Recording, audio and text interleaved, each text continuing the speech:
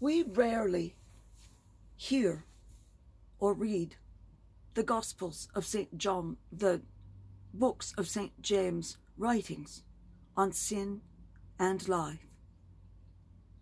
Now, James was not the beautiful writer that St. Paul was, nor had he the volume of scholarly work of St. John.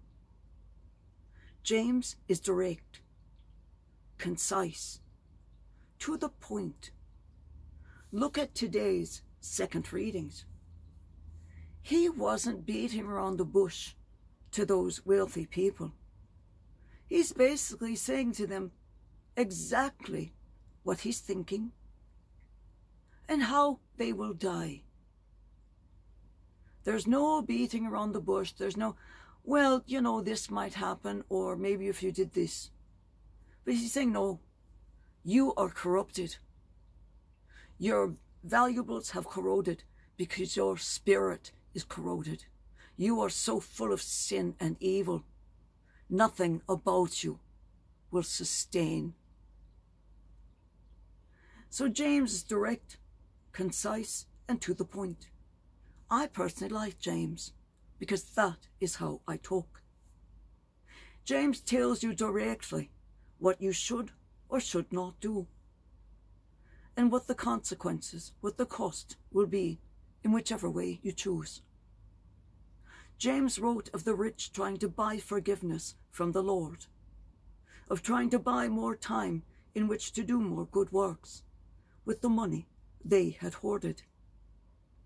He writes, "Hear each coin that you withheld from your workers' wages screaming at you, letting all know of the millions in sins you have committed. No, thousands of millions in good works can offset those millions. You must atone for each, balance each. There is no wiping the books clean just because you are rich, and those you stole from, those you put onto the street, those you caused to starve, those who were homeless because of your evil, those who died from lack of medicine were poor. Let those who were last be first in the kingdom of heaven." There are the costs of actions. No thousands of millions in good works can offset those sins. You must atone for each. You must balance each one of them off. James clearly states, your theft caused hardship, starvation, and death. There is no good works to others you can do now. You must atone to each soul that you have harmed. And your money will never make amends. It will only salve your conscience. The rich may as well go door to door, offering to clean each house's cat box, clean the yard of the dog's soil as it starts to move from first to last in order to reach the kingdom of heaven. I'll say it again. It is easier for a camel to go through the eye of a needle than for the rich to enter the kingdom of heaven. James gives proscriptions on how to live your life, how to best present yourself to the world. From the book of James, chapter 5, verses 9 through 12.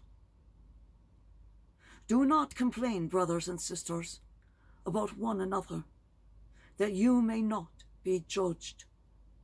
Behold, the judge is standing before the gates. Take as an example of hardship and patience, brothers and sisters, the prophets who spoke in the name of the Lord. Indeed, we call blessed those who have persevered. You have heard of the perseverance of Job, and you have seen the purpose of the Lord, because the Lord is compassionate and merciful. But above all, my brothers and sisters, do not swear, either by heaven or by earth, or with any other oath, but let your yes mean yes, and your no mean no, that you may not incur condemnation. The word of the Lord. Thanks be to God. Now that is good advice. It is simple, concise, and it explains what will happen if you don't heed his words. So start doing it today. Peace to all who are here.